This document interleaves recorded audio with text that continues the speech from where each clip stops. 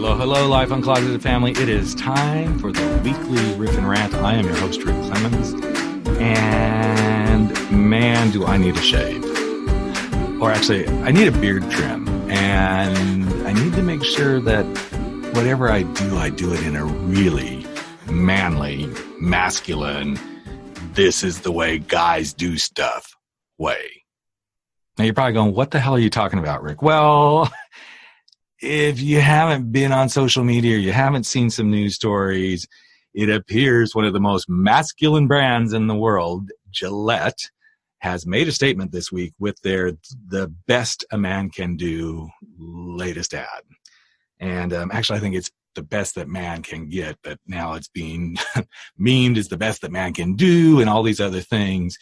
And you're either really on one side of the fence about this, about bravo, Gillette, you did a great job of calling out some toxic masculine behavior, or you're on the other side, whining and crying in the corner about men getting beat up once again.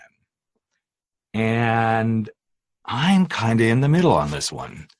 I think it's great that a brand, a true consumer brand, has once again stepped into the social justice sort of mix and said, okay, we're going to take a stand on something. But I also wonder, you know what? You guys might be, I don't know, you might be coming to the table for all the wrong reasons, or do you even deserve a seat at the table, as one of my friends, Chris Brogan, said. And I think it's good they're here, but are they just riding the wave? But even if they are riding the wave, it's kind of a good wave to like step in and say, we're going to be a part of this movement.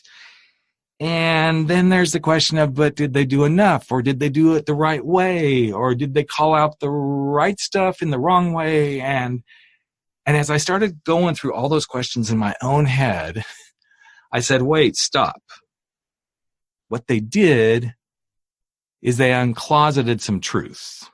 What they did was make a big, bold move to say, okay, we're going to play in this game. We may not be doing it 100% right, depending on how you want to look at it. And then that got me thinking, why do we keep calling attention to what we're calling toxic masculinity, as if that's the only toxic thing that there is out there? I can tell you that there's toxic masculinity. There is toxic femininity. There is toxic Christianity. There is toxic homosexuality. There is toxic lesbianism. There is toxic, the list goes on. There are toxic Democrats. There are toxic Republicans. And we want to all stand on our frickin' fucking little soapboxes and start pointing the finger. And yes, even in what I'm saying right now, I know I'm pointing the finger, but then it begs the real question. Maybe, just maybe, we need to come to the table of toxicity and see it and say it for what it is. Toxic humanity. I'm not putting myself on a freaking pedestal. I'm not saying I'm better than anybody else, because when I get on my soapbox about certain things, being a Democrat, being gay, parenting, being a divorced person, all these different things, I can get toxic and I know it. I work on it all the time to not be that way. But what I realize is, for all my little labels, gay, Democrat, alt guy, father, coach, speaker, doesn't matter what the label is. Every one of those things can become toxic if we don't manage it. So instead of beating an organization up for calling attention to something that needs to have additional attention called to it, what I'd love to see us all start to do is call attention to the behaviors. Maybe change the words. Because in my mind, everything can be toxic or everything can be misguided. Misguided masculinity. Misguided femininity.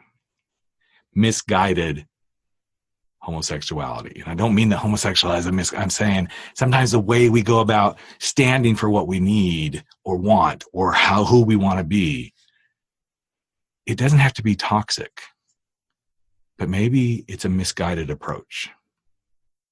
And if we open that empathetic door to go, help me understand you, and realize that what Gillette did at least brought attention. It brought attention and shined the spotlight once again on misguided masculine behaviors that hurt people. But it's not just the masculine that does that. I know plenty of feminine people who are bullies as well. I know plenty of feminine people who stand in their Christian corners and lob things at men and women who are liberal. I know there are feminine people who demean the LGBTQ community, the Black community, the people of color communities. And at the end of the day, we can all be toxic, or we can uncloset ourselves from toxicity and open the doorway to being more human. Will you join me?